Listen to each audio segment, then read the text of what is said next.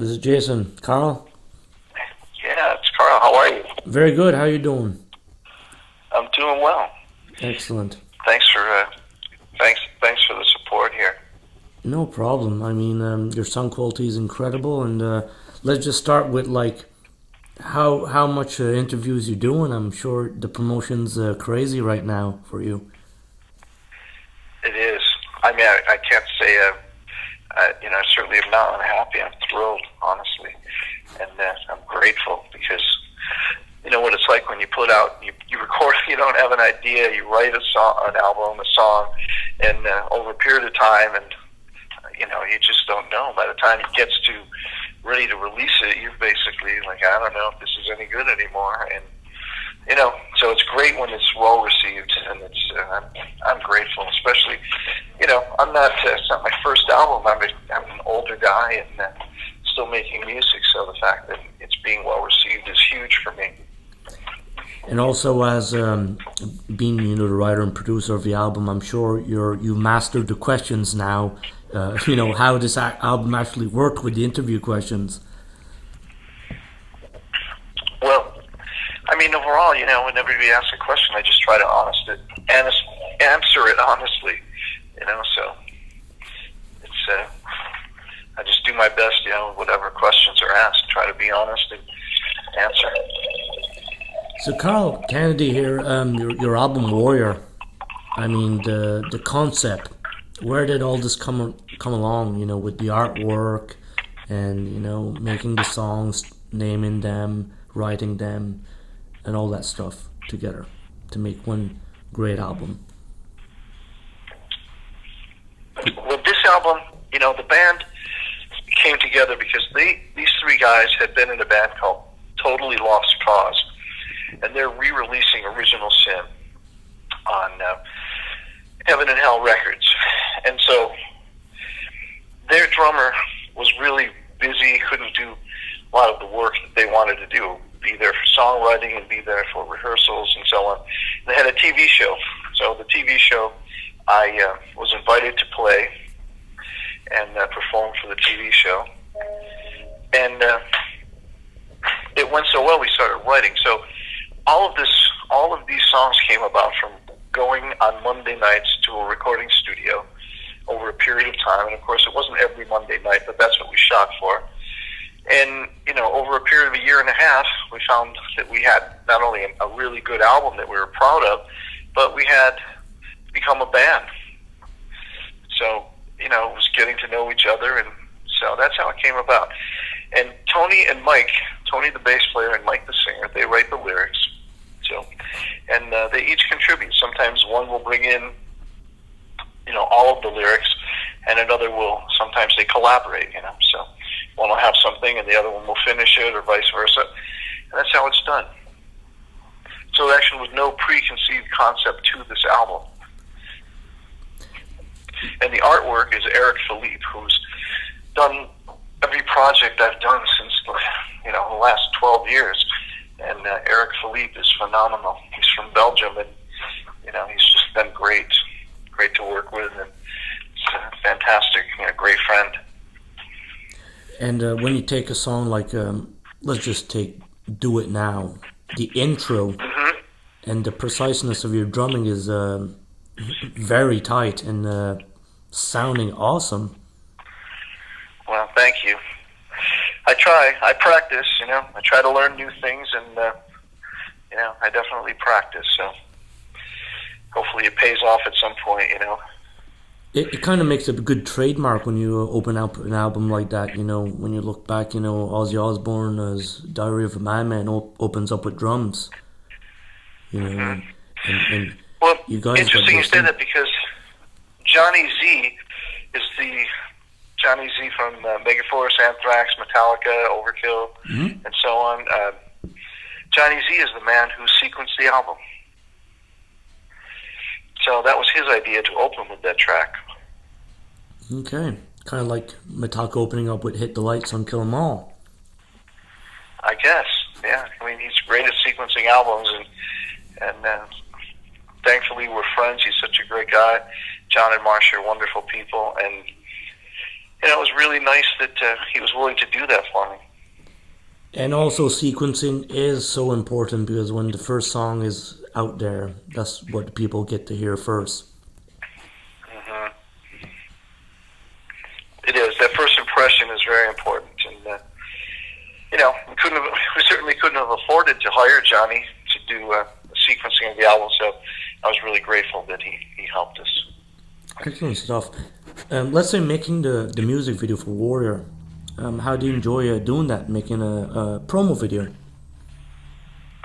Oh, the video, that was we just did that on our own. That was very simple, and then we sent it off to our videographer who worked on other footage and added that, and it was it's fun. I mean, sometimes doing videos can be tedious unless you have a film crew, and we didn't. So a lot of work to put everything together, but it's part of the gig, So we enjoyed it to whatever extent we could enjoy doing that kind of work.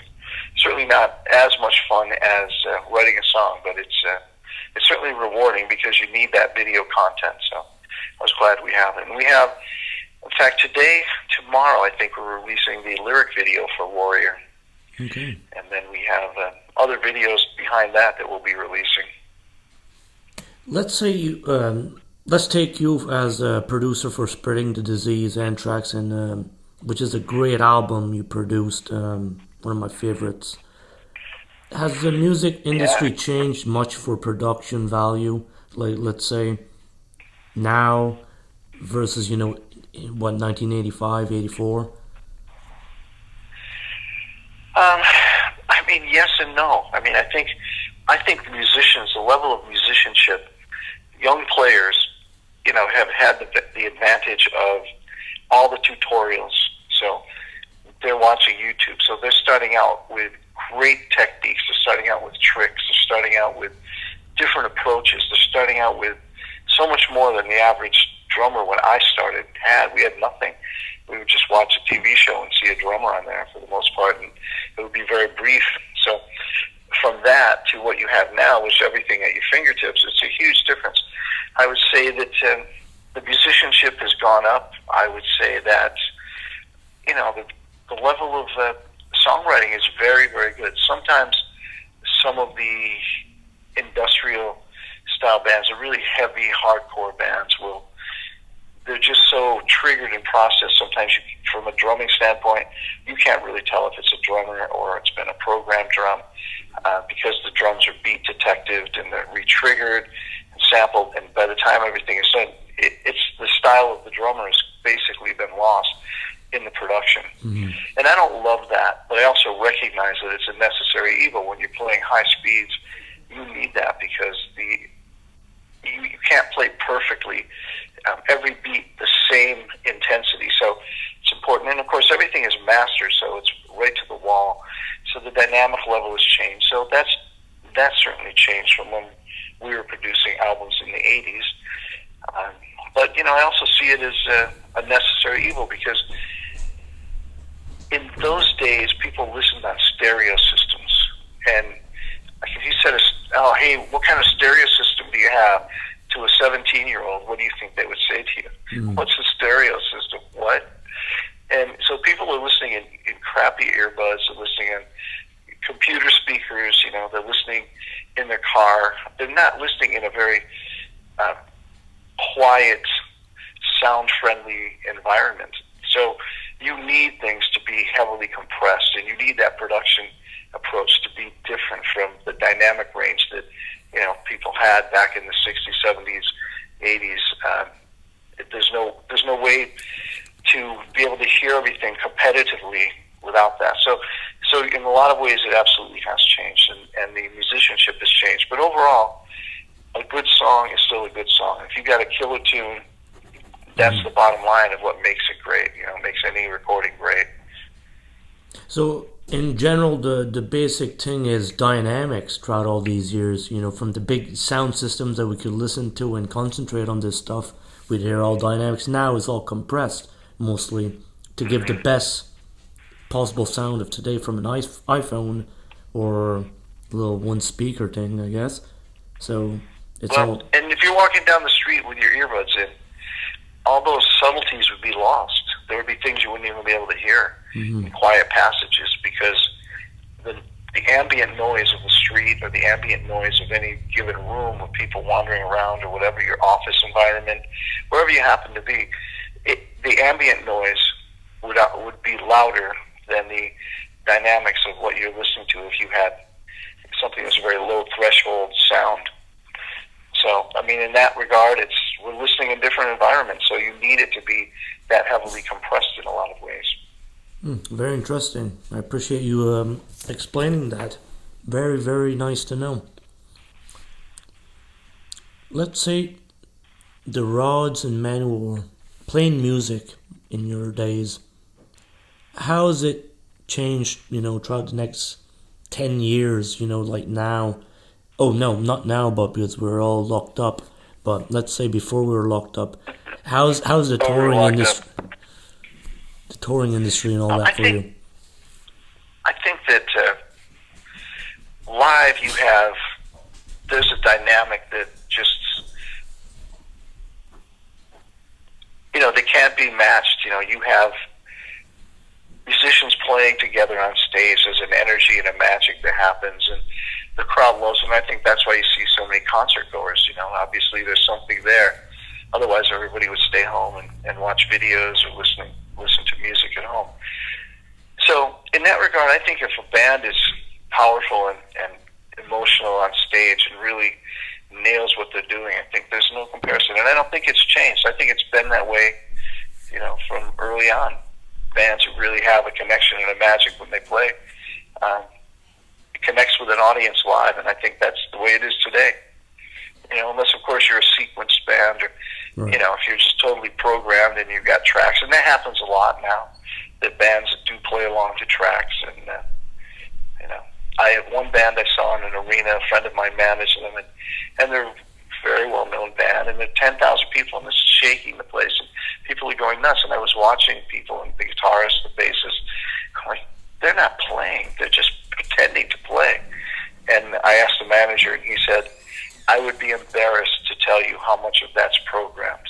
Wow. But most bands are told, playing live, maybe a little augmentation here or there. But so in that regard, I would just say I don't know that I think it's changed very much since the 70s. And how are you doing with the lockup and all that stuff nowadays, in this pandemic going through?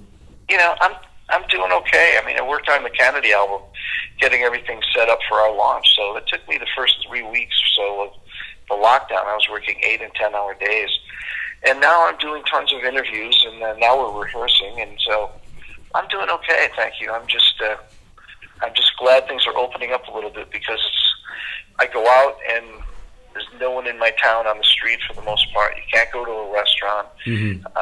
It's all takeout. Everything takes longer. A lot of times, like going to the supermarket, I've had people bump into me when I'm in line and not wearing masks. And so some people are doing a good job of wearing a mask and trying to stay apart, and then other people are not, and they don't pay attention. So, overall, I'm doing really well and adjusting like everybody else is, and hoping that at some point soon we'll get back to playing live music, because Canedy is the one thing I love about this band is we can perform these songs live, every one of them. And the singer Mike is phenomenal, and Tony is also a great singer, and all those guys are great musicians. So live, we're able to nail those songs the way they are on the album. So I really want to get us out there. I want people to hear the band live and see how powerful we are. Well, hopefully it happens very soon. We just can't wait for lots of this stuff to get over. No, and again, thank you, because this is what's keeping the music alive right now. Your support. So that's the important thing. So thanks, and hopefully we'll get past this and we'll get back to playing live. But in the meantime, you're doing double duty service here. Well, Carl, I appreciate you taking the time, and let me tell you, your production is incredible. The sound quality is excellent. Let's keep up the great work. Thank you. I think we have to credit Chris Collier for that. I mean, Charlie and I basically produced the album, but all all of us, the entire band worked on the production, and but Chris Collier mixed it, and Chris Collier, produced the last or engineered the last Korn album, and he did Last in Line and Prong, and he did the Rods album, and he's done so many great bands, and he's an amazing mix engineer, including the remixes of Whitesnake, the new Whitesnake stuff. So Yeah. that was he did a great job mixing the album. He really made sure that everything that we put down was heard. It's good to have a great mixing engineer, that's for sure. Yes, it's live or in the studio. It's critical. And so thank you. And, if anybody's looking they can purchase downloads now, and they can also pre-order the CD or the vinyl from SLEASZY Rider, our record label. And that's at CanedyBand.com, and it's spelled Canedy for those who don't know. So Canedy band.com. And they can join the mailing list, buy a T-shirt, read all the info that's there, see pictures, and so on. And they can listen to samples of the album. Absolutely. Well, good stuff, and you have a good one, and take care. Thank you very much. You too. All right, you have a good one. You too. Bye-bye. Bye-bye.